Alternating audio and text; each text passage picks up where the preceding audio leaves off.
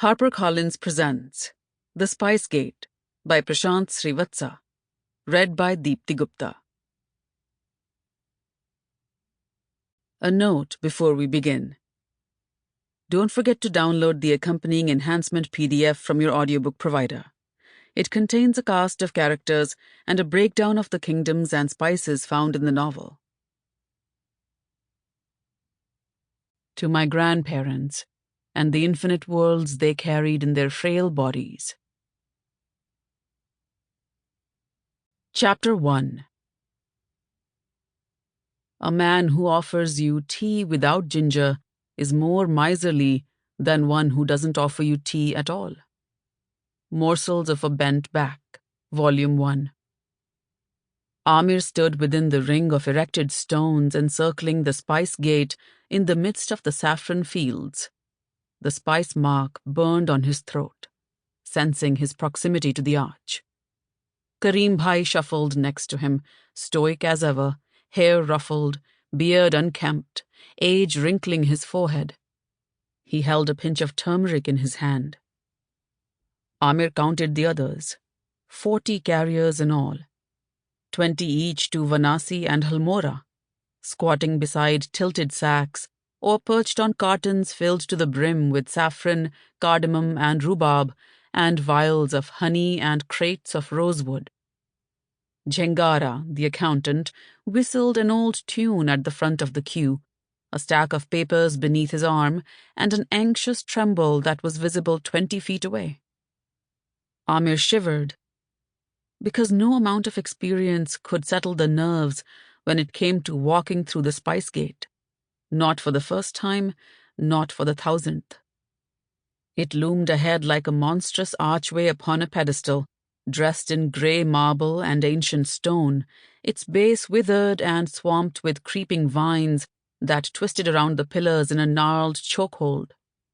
But what caught Amir's attention, as always, was that swirling tempest beneath the arch, a veil like a melted mirror that held a storm within its prison. The soul of the 8 kingdoms ran through its crevices. A soul I want no part of. Salam! Karim Bhai greeted one of the chowkidars. The guard waved a pike in their direction, its tip grazing Amir's elbow. Karim Bhai raised his hands in supplication and continued. If you would be so kind to tell us what we are waiting for? The chowkidar shrugged and moved away. Amir clenched his fists, but prevented himself from prodding the chowkidar further. There was added security by the gate today, and Hasmin, the chief of the chowkidars himself, stood by the gate's arch, casting a derisive frown at the column of carriers waiting to sift through.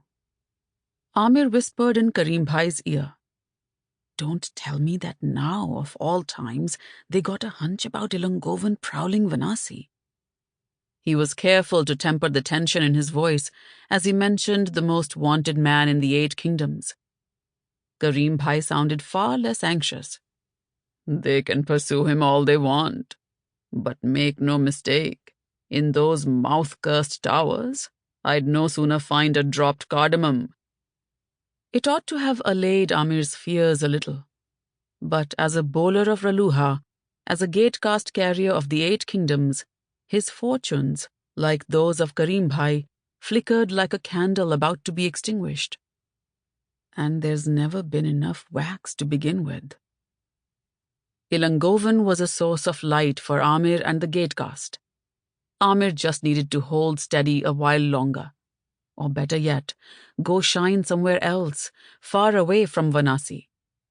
Of course, Amir was not certain if Ilangovan was even in Vanasi. No one could ever really know where he'd be when he was not in the Black Coves. The renegade carrier was as much a spirit as a pirate. But there was one thing Amir was certain was in Vanasi: the jewel-maker's poison. And much as he desired to meet Ilangovan, now was not the time. In fact, the time would only come if he could get his hands on the poison. And it would be a gate-cast irony, where one desire was upset by the appearance of another. No, he would get the poison. It had to be Sample complete. Ready to continue?